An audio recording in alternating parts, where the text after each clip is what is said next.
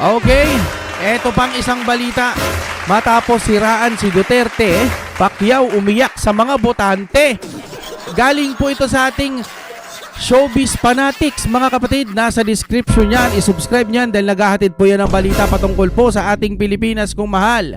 Ituloy ko lang ang title ng ating panonoorin na galing po sa ating Showbiz Fanatics, okay? Taong bayan di naniwala, Pacman dined malam. Okay, tara, panoorin natin ng sabay-sabay kung trip nyo na may kasamang reaction at opinion. Dahil yan po ang ating panonoorin, simulan na natin ito. Oh my God, we're back again. Alright, total habang nanunod na kayo, palike naman po ng ating video. Yan. Isang like lang, masaya na tayo dyan. Okay, i-play na natin anong meron, Manny Pacquiao. Sa ipiyak-iyak ang mga tao.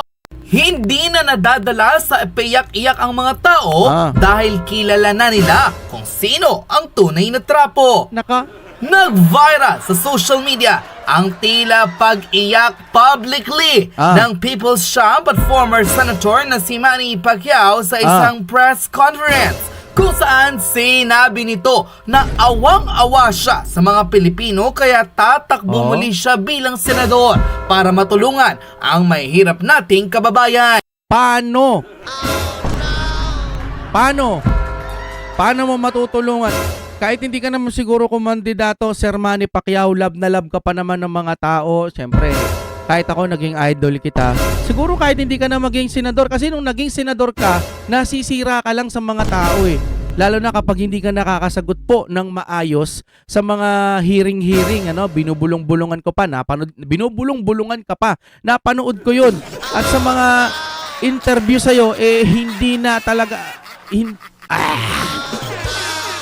Kaya para sa akin, Sir Manny Pacquiao, kung ako sa'yo, para sa akin lang naman, opinion, ano, huwag ka na lang magpolitika, siguro subukan mo na lang tumulong ng natural, organic, kumbaga. Wala. Kasi dati ka nang naging senador.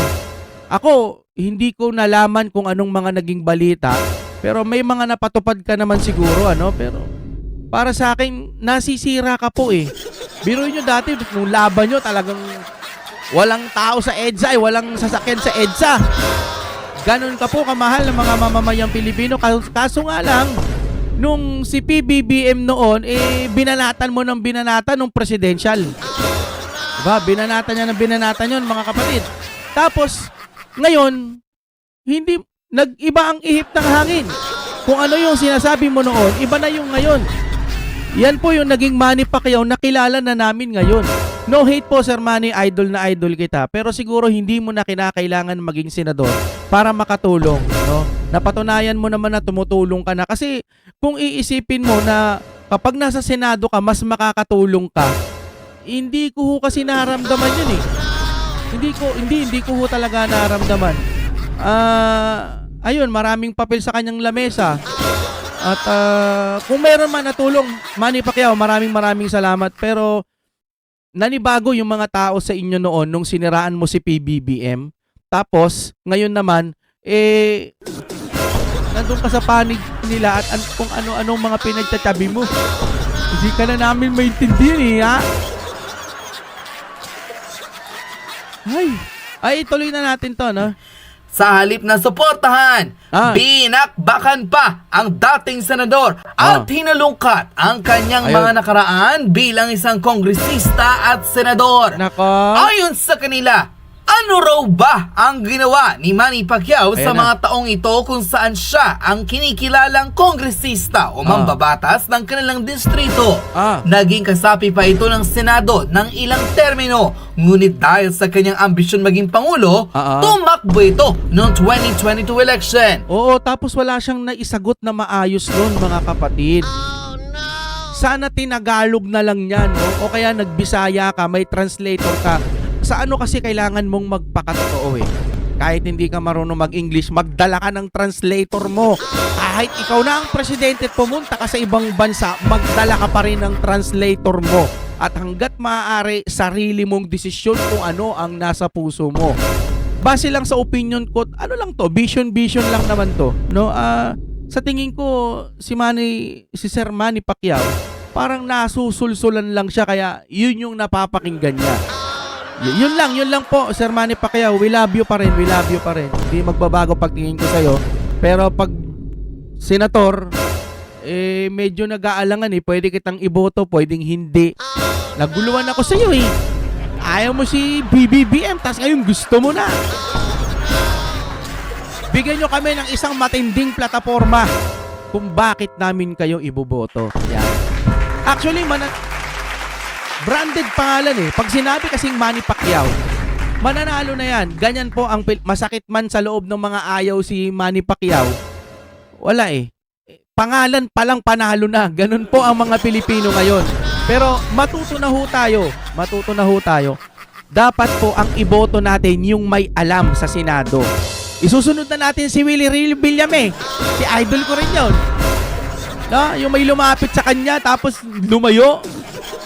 O nagkataon lang. Titignan natin yung video na yan. Tapos walang plataforma. Binalik din sa tanong nung newscaster. Diba? Pag-uusapan din natin yan. Pero dito muna tayo, Sir Manny Pacquiao.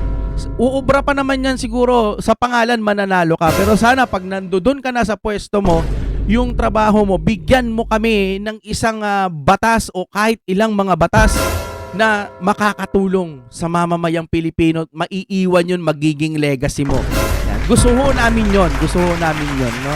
O, tignan natin mga kapatid, tuloy natin. Ngunit sa kasamaang palad, kahit na siniraan ang mga katunggaling kalaban, hindi pa rin nanalo sa inaasam na posisyon ang boxing legend. Ngayon raw na tumatakbo muli ito sa pagkasenador, mukhang wala ng araw pag-asang makakuha pa o makapasok man lang sa Magic 24 ang dating boxing legend. Dahil para mismo sa mga botante, hindi na rin sila magpapabudol. Yun lang. GG ka. Good game well played. Galunggong, no? Yun lang. Kasi umupo ka ng minsan dapat doon napatunayan mo na. Tapos si BBBM nun, binanatan mo ng binanatan. Ngayon, nandiyan yan ka sa tabi niya.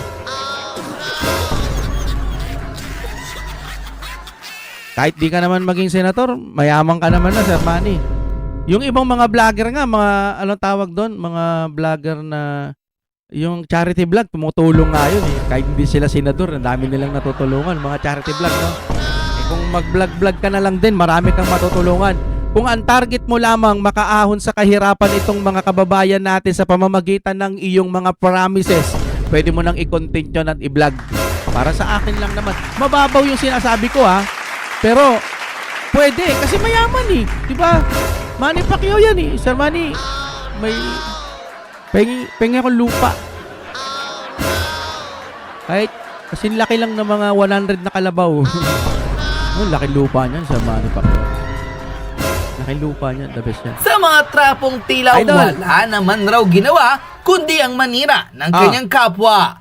Dahil dito, ilang netizen ang nagbigay ng kanilang komento sa tila viral video ni Manny Pacquiao na umiiyak sa publiko nang dahil lamang raw sa kahirapan ng maraming tao.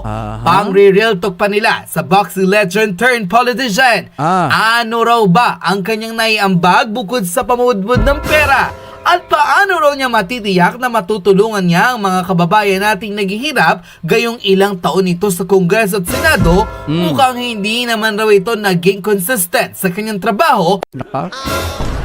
Totoo ba to?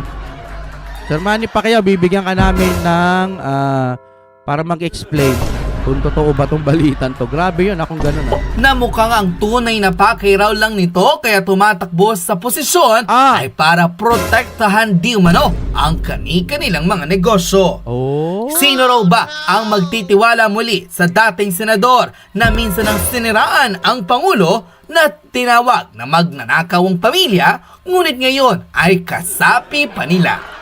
Panoorin ang samot-saring reaksyon Grabe ng maraming Pilipino sa tila pag-iyak ni Senator Manny Pacquiao sa isang press conference kung saan tahasang sinabi na hindi raw sila madadala sa paiyak-iyak ng mga politiko lalo't kilala na nila Sino ang Hoy. mga tunay na trapo? Oy!